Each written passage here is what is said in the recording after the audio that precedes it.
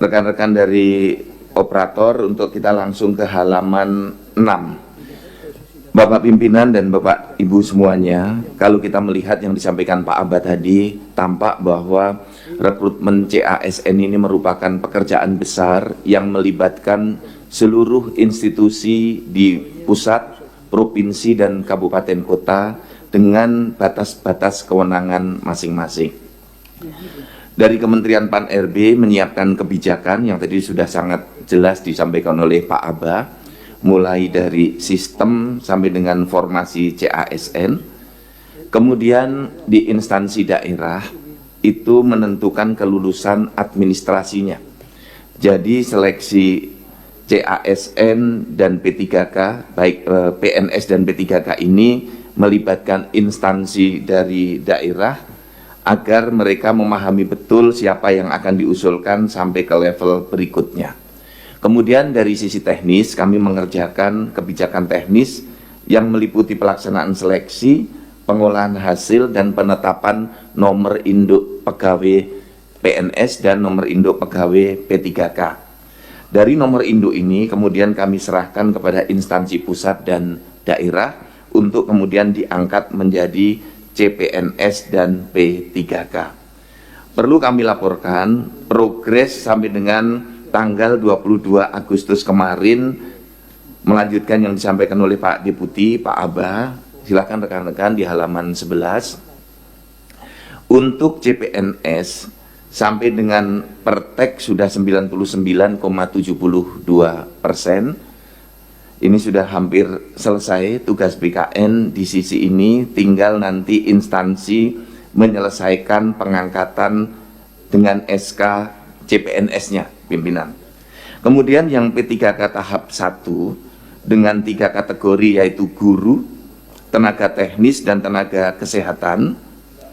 Sampai saat ini usul yang masuk ke BKN, jadi Bapak dan Ibu pimpinan, batas terakhir adalah di bulan September, tanggal 10 September. Sampai saat ini yang memenuhi kriteria penuh waktu 690.000, dan usul yang sudah masuk di BKN 601.000. Sudah kita kerjakan untuk perteknya 590.000 atau 98,12%. Dari instansi yang belum diusulkan ke BKN untuk P3K tahap 1 sebanyak kurang lebih 89.000 formasi. Nah, langkah kami setiap minggu mengadakan pengecekan dan supervisi kepada semua instansi melalui webinar yang kami adakan setiap hari Rabu. Ini progresnya bagus karena setiap instansi bisa kita cek kesulitannya apa dan progresnya seperti apa. Kemudian halaman 12, dari pertek yang sudah kami terbitkan, yang sudah menjadi SK 176.220 SK atau 99,70%. Kemudian untuk P3K tahap 1 untuk guru sampai dengan menjadi SK dari 94.000 sudah menjadi SK 83.000 atau 88,87%. Untuk tenaga teknis sudah 87,45% dan tenaga kesehatan sudah 87,56%. Total yang sudah mendapatkan SK adalah 517.381 atau 87,68%. Jadi pimpinan, ini untuk P3K tahap 1.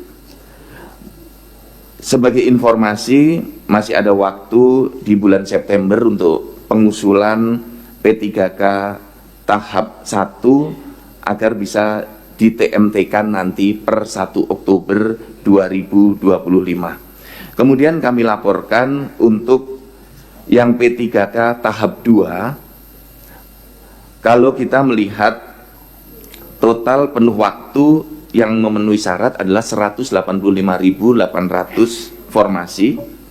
Usul yang sudah masuk di BKN baru 47.235 atau 25,42%. Yang sudah terbit perteknya 28.949 atau 61%. Dari yang pertek sudah terbit tersebut, Bapak Ibu pimpinan P3K tahap 2 yang sudah menjadi SK baru 8,47%. Jadi kami terus mengejar agar P3K tahap 2 ini di bulan September juga sudah diajukan semuanya. Ya, September 2025. Kemudian dari sisi penggajian, sebagaimana tadi yang menjadi materi agenda kita, di dalam Kepmenpan RB nomor 116 2025 sudah diatur, ini juga ditindaklanjuti bersama-sama dengan Kementerian Dalam Negeri yang menerbitkan surat edaran. Silahkan ditampakkan di slide. PPK paruh waktu diberikan upah sesuai dengan ketersediaan anggaran di instansi pemerintah, ini di diktum pertama. Kemudian untuk P3K paruh waktu diberikan upah paling sedikit sesuai besaran yang diterima saat menjadi non-ASN atau honorer, atau kalau anggarannya tersedia sesuai dengan upah minimum yang berlaku di wilayah tersebut, diktum ke-19. Sumber pendanaannya dapat berasal selain dari belanja pegawai sesuai dengan ketentuan peraturan perundang-undangan. Kemudian pimpinan dari Kementerian Dalam Negeri sudah menerbitkan SE untuk paruh waktu itu menggunakan belanja tidak terduga apabila belanja pegawai pada APBD tahun anggaran 2025 belum cukup atau belum tersedia. Kemudian mekanismenya melakukan perubahan peraturan kepala daerah tentang penjabaran APBD tahun 2025 mendahului Perda tentang perubahan APBD 2025 dan diberitahukan kepada pimpinan DPRD sesuai ketentuan peraturan perundang-undangan. Dari rapat-rapat kami dengan para kepala BKD perlu kami laporkan untuk nanti ini kami mohon arahan dari Bapak-Bapak pimpinan dan anggota Komisi 2, tantangan pengangkatan P3K paruh waktu. Perlu kami laporkan sebagaimana yang disampaikan Pak Abad tadi, jumlah formasi yang ditetapkan instansi itu lebih sedikit dari jumlah tenaga honorer yang existing. Kemudian belum tersedianya formasi terutama pada jabatan tampungan. Kemudian terdapat instansi yang ingin menyesuaikan jumlah penetapan formasi, ingin merubah jumlah formasi. Yang keempat, terdapat instansi yang mengajukan penundaan seleksi P3K tahap 2 karena terkendala anggaran dan ingin memaksimalkan hasil seleksi P3K tahap 1. Kemudian yang kelima, adanya pelamar non-ASN yang tidak terdata dalam database BKN yang mengelamar CPNS dan tidak bisa mengikuti seleksi P3K. Dan ada juga yang sudah lebih dari 2 tahun tetapi merasa tidak mendapatkan informasi sehingga tidak mengikuti semua seleksi. Nah, tentu ini juga tidak bisa untuk masuk ke dalam sistem CAS ini. Kemudian yang keenam, bagi pegawai non-ASN yang tidak terdata dalam database BKN menjadi tanggung jawab kementerian, lembaga, dan pemerintah daerah masing-masing dengan mempertimbangkan ketersediaan anggaran dan peta kebutuhan di masing-masing instansi.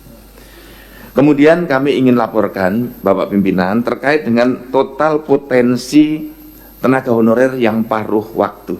Nah, rekan-rekan coba dislaidkan yang skema 1,37 juta ASN, calon ASN.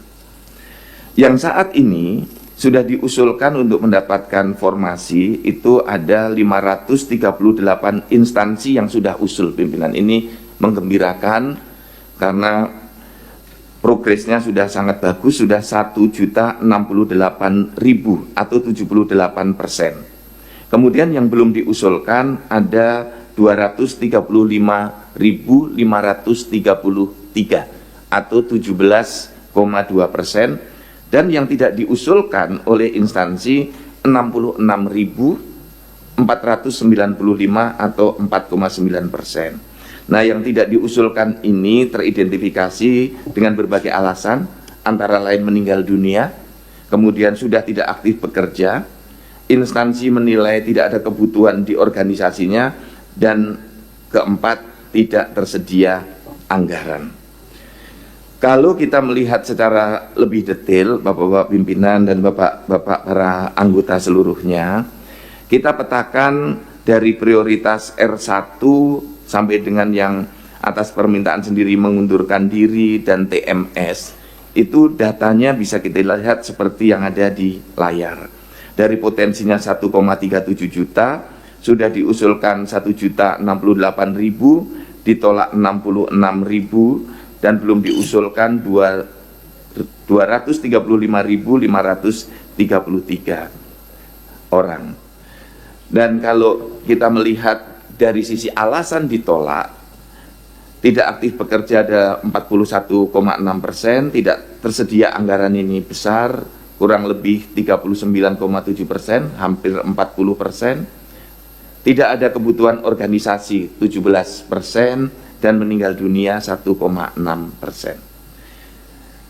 Bapak dan Ibu, ada juga dari data yang ditolak tidak diusulkan tadi, ASN-nya, itu kalau kita lihat 10 instansi yang paling banyak jumlah ASN-nya yang ditolak, sudah pasti ditolak menjadi bagian dari 66.000 itu, misalnya Kabupaten Mamuju, Provinsi Jawa Barat, Jawa Timur, DKI Jakarta, Kabupaten Tuban, Kota Malang, Kabupaten Sumba Barat, Kabupaten Bekasi, Kota Blitar, dan Kabupaten Boyolali. Ini yang 10 besar jumlahnya terbanyak. Yang di bawah ini masih banyak yang ditolak datanya yang sudah disampaikan oleh BKN ke instansi. Demikian Bapak Pimpinan beberapa langkah yang kami lakukan dan detail laporan kami untuk mohon arahan untuk kita tindak lanjuti bersama-sama. Terima kasih banyak, mohon maaf lahir batin. Wassalamualaikum warahmatullahi wabarakatuh.